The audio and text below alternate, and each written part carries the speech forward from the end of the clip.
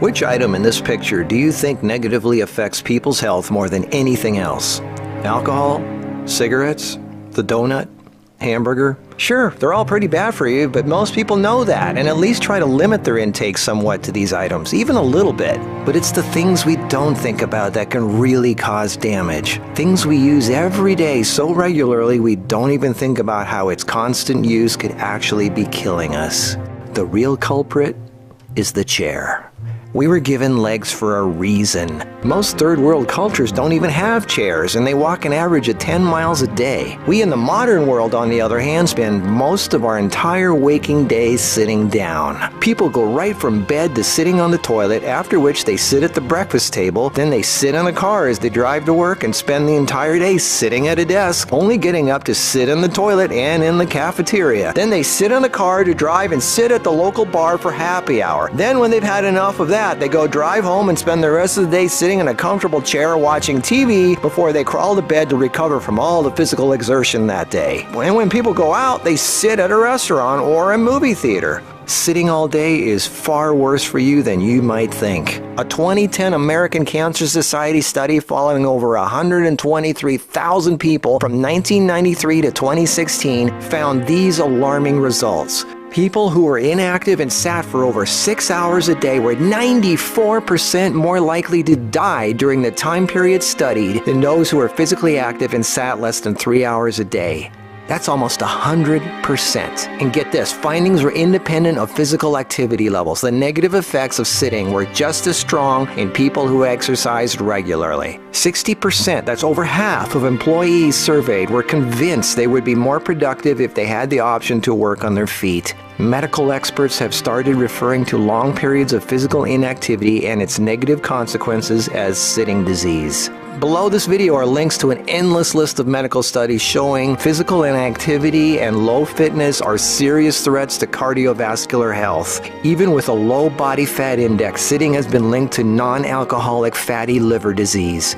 Studies showing differences in brachial and femoral artery responses to prolonged sitting. Studies showing reducing sedentary time may protect DNA. Sedentary lifestyle has been linked to depression. How sitting less increases muscle mass. Multiple studies linking diabetes to inactivity and sitting. Cells in idle muscles don't respond well to insulin, so the pancreas produces more and more, leading to diabetes. And how 5 minutes of standing every half hour can improve glucose metabolism and really help postmenopausal women who are pre-diabetic. Blood pressure drops when standing compared to sitting. A Cornell University study found that sitting more than 1 hour induces biochemical changes in lipoprotein lipase activity, that's an enzyme involved in fat metabolism, and glucose metabolism, leading to deposits of fats in adipose tissue rather than being metabolized by muscle, and increases heart attack risk, coronary heart disease, and kidney disease. This happens in both fit people who do regular aerobic activity and also unfit overweight people. This means regular exercise does not cancel out these effects of sitting the rest of the day.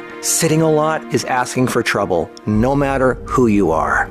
Another study at the University of South Carolina found that men who reported more than 23 hours a week of sedentary activity had a 64% greater risk of dying from heart disease than those who reported less than 11 hours a week. And many of these men routinely exercised. Cholesterol, blood sugar, triglycerides, diabetes, heart disease, and a number of health problems all became apparent. Studies have linked sitting to a greater risk for colon, breast, and endometrial cancers. Sitting for long periods of time can cause blood clots to form, which can travel to the brain, causing a stroke. Speaking of blood clots, lungs are twice as likely to develop pulmonary embolisms. Lack of physical activity leads to hypertension, high blood pressure, sleep apnea, snoring, compression of spinal discs, herniated lumbar discs. The Washington Post reported sitting a lot also causes leg disorders, varicose veins, swollen ankles, deep vein thrombosis, muscle degeneration, hip pain, and worst of all, a limp, sagging rear end because the glute muscles not only don't get used, circulation is cut off from the weight of the whole body pushing down on it. Medical News Today announced that our chairs are slowly but surely killing us.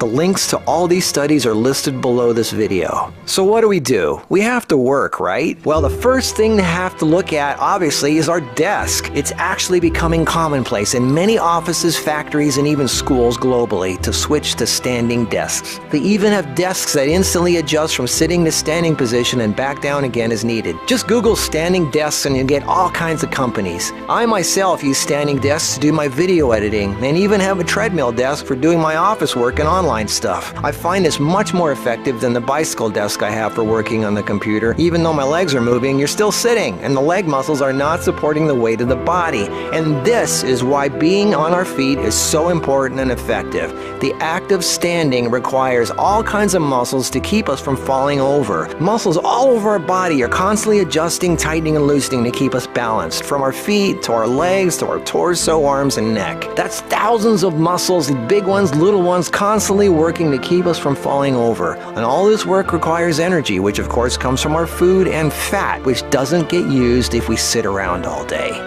So do as much as what you normally do standing up if you can. And if you can't, stand up every half hour for 5 minutes. Even if you don't do much, just stand up. And if you really want to get things moving, do some squats. And I don't mean 3 or 5, I mean 20 or 30. Take the stairs instead of the elevator. Throw out the TV and do more yard work. Clean up the house more. Do more repairs. Go to the park. Walk down the street or just stand around. Anything. You are not designed to sit. You are designed to be upright. Half your body is legs. They are there for a reason. Use them. If you value your life, get off your ass.